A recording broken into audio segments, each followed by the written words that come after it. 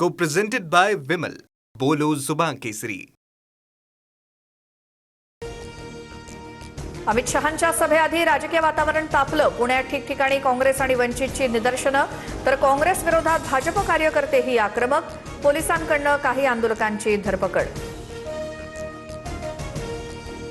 पुण्यातल्या सभेआधी अमित शहांकडून अण्णाभाऊ साठेंच्या पुतळ्याला अभिवादन. मुख्यमंत्री आणि दोन्ही उपमुख्यमंत्री उपस्थित. थोड्याच वेळात लोकमान्य टिळक पुरस्कार सोहळ्याला सुरुवात होणार.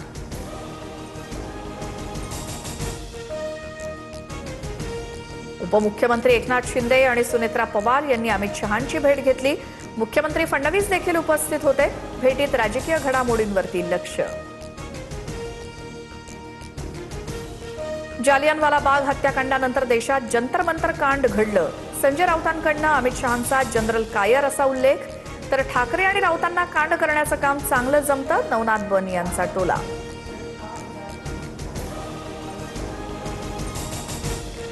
उद्धव ठाकरेंची थोड्याच वेळात महत्वाची बैठक. ठाकरे शिवसेना भवनात. जिल्हाप्रमुख आणि संपर्क प्रमुखांना मार्गदर्शन करणार. राज्यातील अतिधोकादायक इमारती सक्तीनं रिकाम्या करा. मुख्यमंत्री फडणवीसांचे महापालिका आयुक्तांना निर्देश.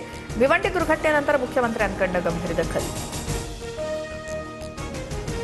भिवंडी इमारत दुर्घटनेत कंत्राटदारासह मालकावरती गुन्हा दाखल. परवानगी न घेता निकृष्ट बांधकाम केल्याचा आरोप.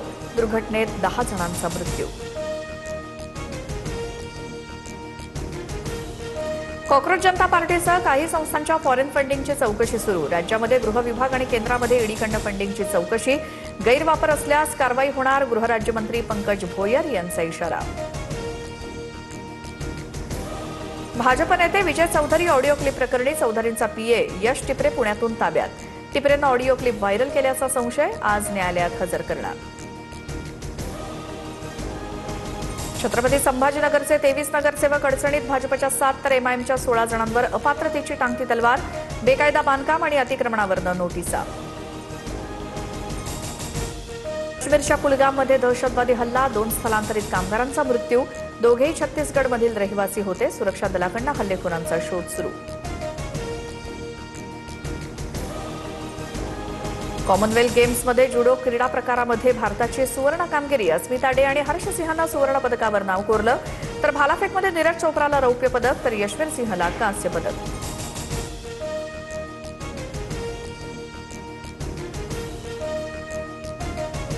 Co-presented by Vimal. बोलो जुबान केसरी.